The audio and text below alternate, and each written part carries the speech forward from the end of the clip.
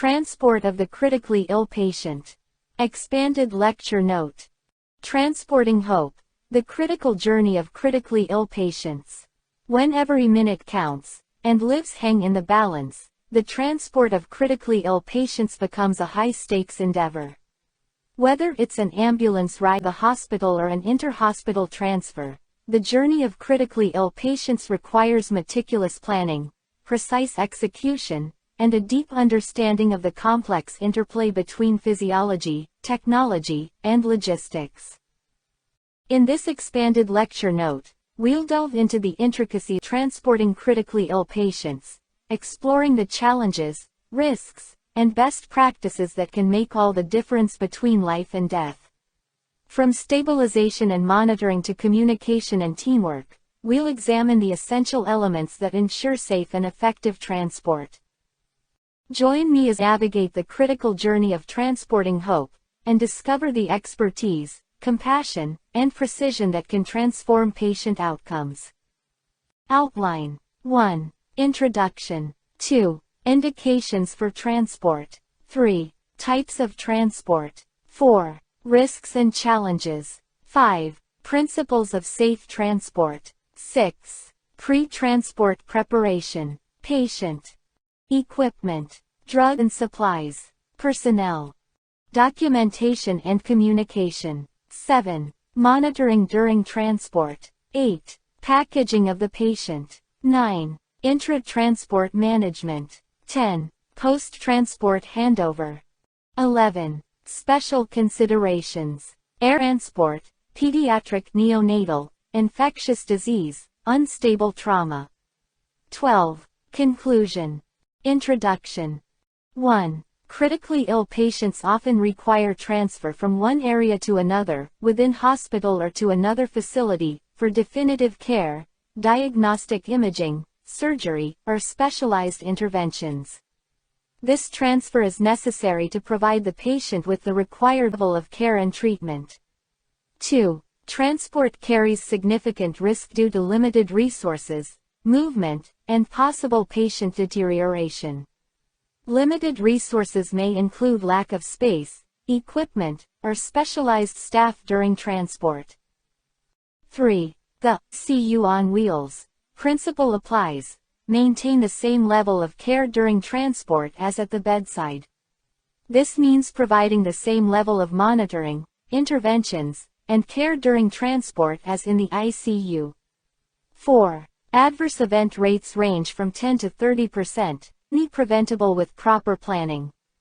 Proper planning includes assessing the patient's condition, preparing necessary equipment, and ensuring skilled personnel are present during transport. Indications for transport. 1. Diagnostic therapeutic procedures.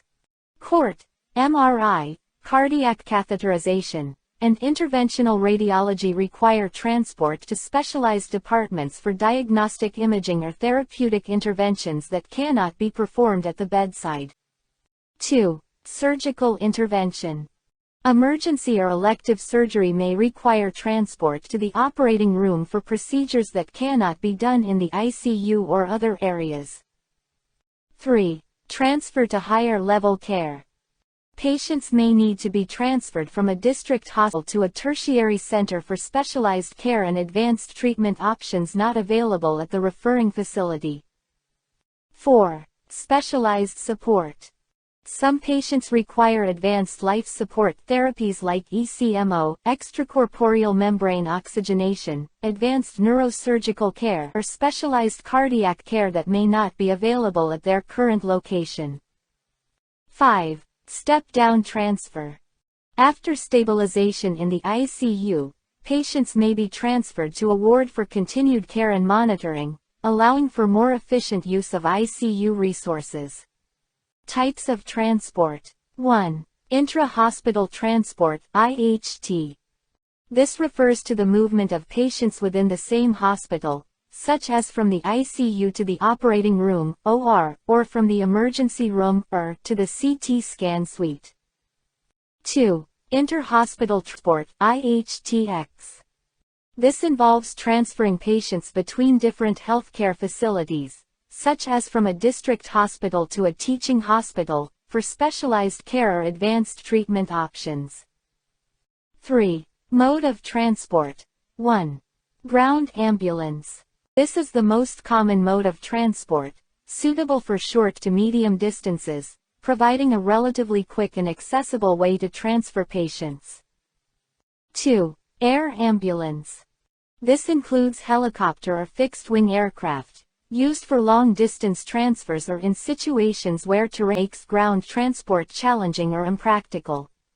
Air transport allows for faster travel times over long distances and can be life-saving in critical situations. Risks and challenges. 1. Physiological risks. Patients may experience hypoxia, low oxygen levels, hypotension, low blood pressure, arrhythmias, abnormal heart rhythms, or increased intracranial pressure, ICP, during transport due to changes in environment or inadequate support. 2. Equipment failure. Ventilators, monitors, and other critical care equipment may malfunction or experience battery depletion during transport, compromising patient care and safety. 3. Environmental hazards. Vibration, noise, acceleration, and deceleration forces, as well as temperature variations during transport, can affect patient stability and equipment function. 4. Communication gaps. Poor communication between the referring and receiving teams can lead to misunderstandings, delays, or incorrect treatment, compromising patient care. 5. Staff-related issues. Inadequate training or insufficient personnel can increase the risk of adverse events during transport, emphasizing the need for skilled and experienced transport teams. Principles of safe transport. 1. Appropriate patient selection. Only transport patients if the potential benefit outweighs the risk, carefully weighing the need for transport against potential complications. 2. Stabilize before transfer. Patients should be stabilized before transport, with correction of hypoxia, hypotension, arrhythmias, and other life-threatening conditions to minimize risks during transport. 3. Adequate preparation. Ensure thorough preparation of the patient, equipment, drugs, personnel, and documentation to guarantee a smooth and safe transport process. 4. Continuous monitoring. Vital signs, airway, and circulation should be continuously monitored during transport to quickly identify and respond to any changes in the patient's condition. 5. Skilled personnel. Transport teams should consist of personnel trained in critical care and resuscitation, equipped to handle emergencies and provide advanced life support during transport. 6. Effective communication. Ensure effective communication with the receiving team to confirm readiness and preparedness for the patient's arrival, facilitating a seamless handover and continuity of care. Pre-transport preparation. A patient preparation. 1. Airway. Secure the airway by intubating patients at risk of obstruction or respiratory failure to ensure a patent airway during transport. 2. Breathing. Optimize oxygenation and ventilation by suctioning secretions, using appropriate ventilator settings, and ensuring adequate oxygen supply to prevent respiratory complications. 3. Circulation. Secure IV/IO access, control bleeding, and provide fluid resuscitation and vasopressors as needed to maintain hemodynamic stability during transport. 4. Disability. Assess neurological status using the Glasgow Coma Scale (GCS) and pupil response, control seizures, and provide sedation and analgesia as necessary to prevent neurological deterioration.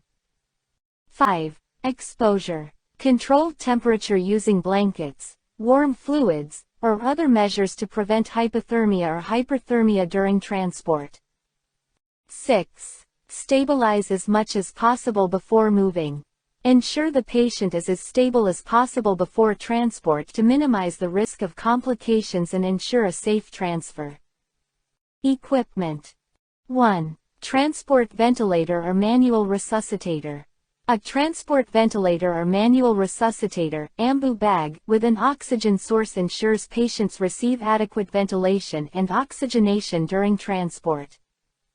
2. Portable monitors. Portable monitors track vital signs, including SpO, oxygen saturation (ECG), heart rhythm (BP), blood pressure, and EtCO, end-tidal carbon dioxide, allowing for continuous monitoring during transport. 3. Suction apparatus. A suction apparatus is essential for clearing airway secretions and maintaining a patent airway during transport. 4. Syringe pumps, infusion devices. Syringe pumps and infusion devices with battery backup ensure continuous administration of critical medications, such as vasopressors or sedatives, during transport. 5. Oxygen cylinders. Full oxygen cylinders with sufficient capacity for the journey ensure a reliable oxygen supply, preventing hypoxia and other respiratory complications during transport. Drugs and supplies. 1. Emergency drugs. Essential medications, such as adrenaline, atropine, amiodarone, vasopressors, sedatives, analgesics, and muscle relaxants, should be readily available to manage emergencies and stabilize patients during transport. 2. IV fluids and blood products. IV fluids and blood products, if required, should be prepared and available for administration during transport to maintain circulatory stability and address any bleeding or fluid loss. 3. Spare airway supplies. Having spare airway supplies, such as endotracheal tubes (ETTs), laryngeal mask airways (LMAs), suction catheters, and masks, ensures that patients can be managed in case of airway complications or equipment failure during transport. Personnel. 1. At least one trained anesthetist, ICU physician. A trained anesthetist or ICU physician with expertise in critical care and transport medicine should accompany the patient to manage complex medical conditions and make timely interventions. 2. Critical nurse or assistant. A critical care nurse or assistant with experience in caring for critically ill patients should be part of the transport team to provide ongoing care and monitoring. 3. Additional staff if unstable patient.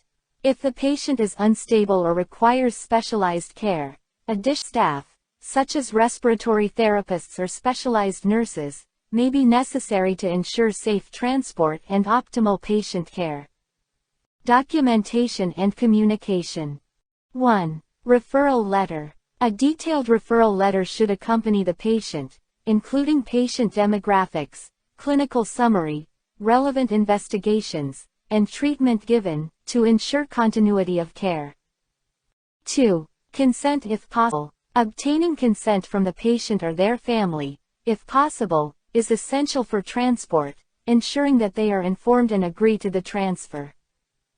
3. Inform and confirm readiness with receiving facility.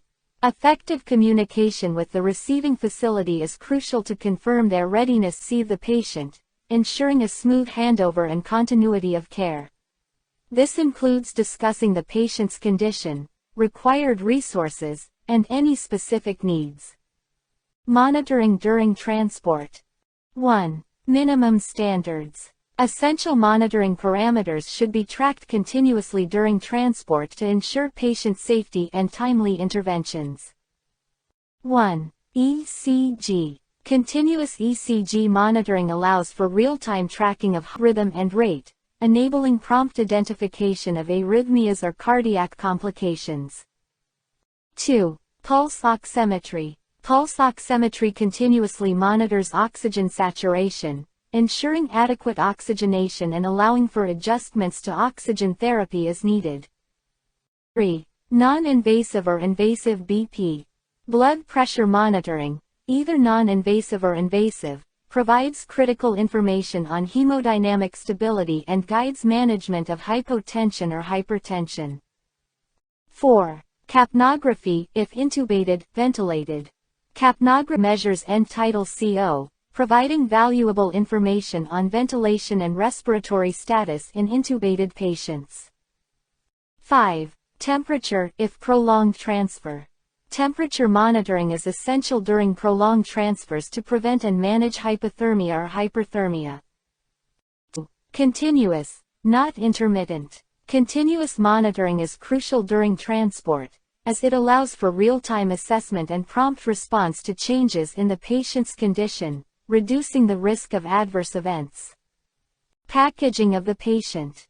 1. Secure airway devices. Ensure that airway devices, such as endotracheal tubes, are securely fastened to prevent dislodgement during transport. 2. Secure IV lines, catheters, and drains. All IV lines, catheters, and drains should be securely attached to prevent accidental removal or dislodgement during transport. 3. Immobilize spine if trauma suspected. If spinal trauma is suspected, the patient's spine should be immobilized using appropriate devices to prevent further injury during transport. 4. Fasten monitoring and infusion lines safely. Monitoring and infusion lines should be safely secured to prevent dislodgement or damage during transport, ensuring continuous monitoring and medication administration. 5. Strap patient to stretcher. The patient should be securely strapped to the stretcher to prevent falls or movement during transport, ensuring patient safety. 6. Keep patient warm. Patients should be kept warm using blankets or warming devices to prevent hypothermia and maintain thermal stability during transport. Intra-transport management. 1. Continuous reassessment of ABCs. The patient's airway, breathing, and circulation ABCs should be continuously reassessed during transport to ensure stability and identify any changes in their condition. 2. Adjust oxygen, ventilation, fluids, and drugs as needed. Based on the patient's condition, adjustments should be made to oxygen therapy, ventilation settings, fluid administration, and medication to ensure optimal care during transport.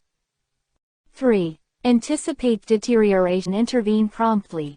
The transport team should anticipate potential complications and intervene promptly to prevent or manage deterioration, ensuring the patient's safety and stability. 4. Communicate changes to receiving team en route if possible. If possible, any changes in the patient's condition should be communicated to the receiving team en route, allowing them to prepare for the patient's arrival and provide seamless care. Post-transport handover. 1. Formal handover. A formal handover process ensures that critical information is communicated effectively from the transport team to the receiving team, promoting continuity of care. 2. Structured tool e.g., SBAR. Using a structured tool like SBAR, situation, background, assessment, recommendation helps to organize the handover process, ensuring that all essential information is conveyed clearly and concisely. 3. Review patient condition and interventions.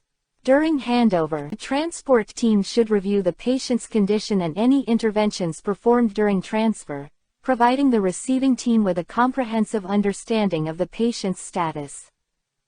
4. Ensure receiving team assumes full care.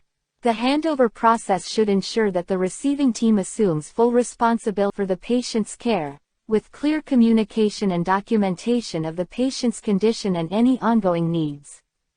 Special considerations for air transport. Air transport considerations. 1. Cabin pressure effects. Changes in cabin pressure during air transport can affect gas volumes, potentially expanding pneumothoraces due to Boyle's law, which states that gas volume is inversely proportional to pressure. 2. Risk of pneumothorax expansion. This expansion can worsen a pneumothorax, leading to increased respiratory distress or even life-threatening complications. 3. Ensure chest drains for patients with pneumothorax. To mitigate this risk, patients with pneumothorax should have chest drains in place before air transport to manage potential expansion. 4. Noise and vibration. The noise and vibration associated with air transport can interfere with monitoring and communication, requiring careful planning, equipment selection, and potentially alternative communication strategies. Pediatric neonatal transport considerations. 1. Increased vulnerability. Pediatric and neonatal patients are more susceptible to environmental stressors due to their small size, immature physiology, and limited reserves. 2. Hypothermia risk. Newborns and young children can quickly become hypothermic, which can lead to complications, making it essential to maintain a warm environment during transport. 3. Hypoglycemia risk. Pediatric patients, especially neonates, are at risk of hypoglycemia due to limited glycogen stores and high metabolic rates, requiring close monitoring of blood glucose levels. 4. Hypoxia risk. These patients are also more vulnerable to hypoxia due to their high oxygen demand and limited respiratory reserve, necessitating careful oxygenation and ventilation management. 5. Specialized equipment. Specialized incubators help maintain a warm and stable environment, while smaller airway and vascular access equipment are necessary to manage the unique anatomy and physiology of pediatric and neonatal patients. Infectious disease considerations. 1. Infection control measures. Strict infection control measures, including personal protective equipment (PPE) and sealed transport units, are essential to prevent the spread of infectious diseases during transport. 2. Personal protective equipment (PPE). PPE, such as masks, gloves, and gowns, protects healthcare workers and others from exposure to infectious agents. 3. Sealed transport units. Sealed transport units or isolation chambers can help contain infectious agents, reducing the risk of transmission to others during transport. 4. Dedicated ambulance. Highly contagious patients may require a dedicated ambulance to minimize the risk of transmission to others and ensure safe transport. Unstable trauma considerations. 1. Prioritize airway protection. Ensuring a secure airway is crucial in unstable trauma patients to prevent respiratory compromise and maintain oxygenation. 2. Hemorrhage control. Controlling bleeding is essential to prevent shock and maintain circulatory stability, using interventions like tourniquets or hemostatic agents as needed.